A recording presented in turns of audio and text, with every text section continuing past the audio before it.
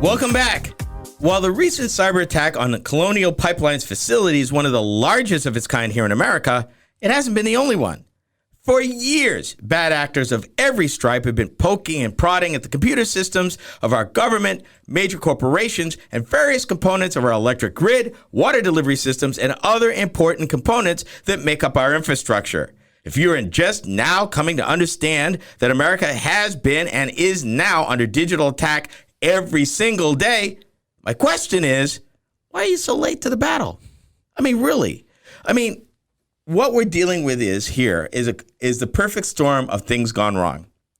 Years of underinvestment in modernizing our infrastructure. Years of being starved for investment. And honestly, both government and business get the same blame because when it comes to security, it's so low on the totem pole. Oh, absolutely. I mean, they've talked about in looking at this thing with the Colonial Pipeline that sensors and pumps and controllers, some of this stuff is using variations of Microsoft Windows that have been out of support for years. And I don't know this for a fact, but I would not be surprised if some parts of this ain't running Windows 95. I really wouldn't be surprised. The point you said about blaming government business, I absolutely agree, because this is the problem with a little more of the aggressive hands-off approach by the government. Because if the government is only coming in to fix problems like this, all of a sudden a problem is here, and now who knows how long it takes to fix it. But I'm going to counter with this: if you're a corporation, you're for profit, you are charged with maximizing every dollar that the company either raises through borrowing or investment or sales. And, you know, your customers, your employees, the cities and towns you pay taxes in all want a piece of it. Unfortunately, cybersecurity does not generate revenue. Not directly. Let me fix that. Not directly. I mean, it's like insurance. You carry insurance because you have to. You know, it's an expense center. Oh, that's what I'm saying, though. If the government's absolutely just hands off letting this run, we'll have tons of problems like this. But by the same counter, being a country that is about democracy, at least in theory, you know, there's only so much the government can do. I mean, you can't go to a company and say, you know what?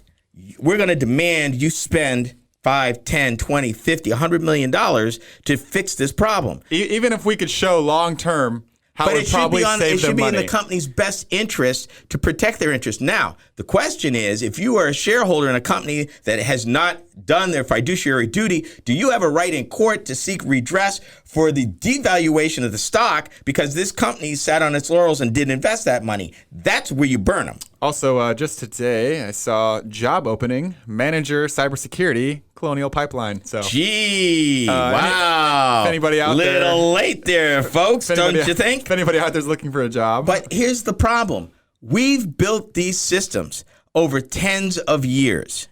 You know, even the older systems probably been retrofit, you know, remote controlled, all of this stuff, but without cybersecurity in mind. Hindsight now, it's like, are you serious? But back then, it was like, get it in, lowest cost, return on investment, go. How do we get this up, and how do we squeeze productivity out of these systems and take these physical systems? Now, the big problem, at least in the case of Colonial, they thought that even their physical systems, which were networked but not tied to the internet, were safe. Guess what? No, they weren't. Hackers have figured out a workaround that even though these systems are not connected to the internet, they still found a way to compromise them. And that, my friend, is very scary. Yeah, definitely. Super scary. Because that would be the argument they had, which for a few years was a valid one. If the system was not connected to the internet, then, you know, theoretically an outside bad actor wouldn't have access and could not cause harm. That is no longer true. I saw someone make a joke. How come the college student debt loan? How come their computers they must be really good because no one's messing with those yet? Yeah, well, you know, yeah, no kidding.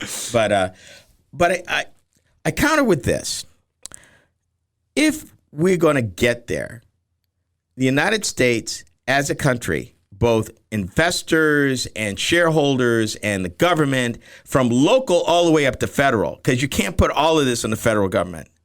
It's going to have to get real and say, you know what? Infrastructure needs to be as important in 2021 as it was in the 1950s. And I will counter with this. You realize the tax rate was a lot higher in the 50s, yet infrastructure, schools, libraries, roads, bridges, all that stuff got built. And you know what? Country ran on. Well, life was good. Yeah, anyone who's interested, you should look at what the tax rates were back then. Oh, they were ridiculous. You realize that the tax rates today are some of the lowest they've ever been. And guess what? The flip side of that is our infrastructure is a joke. You know, part of this is and I'm saying as a country, part of this is our own fault. You can't keep squeezing taxes and keep lowering and lowering and lowering and think something's not going to suffer. And right now we're seeing the effects of years of neglect, years of pushing it off, years of, well, we can't get a capital return on it and there's no money to be had from it and we can't make any money doing it. So we're going to take the chance. One word, Texas. Hello, somebody. Yeah. ERCOT had the same thing. Oh, we're going to go to a, completely free system that, is going to be laissez-faire and we're going to let the market decide. Yeah, Texas, how did that work for you this year? I mean, I saw it just yesterday, too, along the lines of infrastructure, the I-40 bridge over the Mississippi River out of Tennessee, crack in it, and they had to just close it down. Yeah. How many millions of dollars is that costing in freight charges as people have to drive around in detours? And how much more damage are there to the roads that now have to carry this traffic since you can't use the bridge? Yep. And how many years will it take to bid, design, replace, and open that bridge if, in fact, they can get the money to do it? And that's a federal project with state matching funds. Depending on 37,000 vehicles a day in 2018. I wonder how many of those are trucks. Yeah.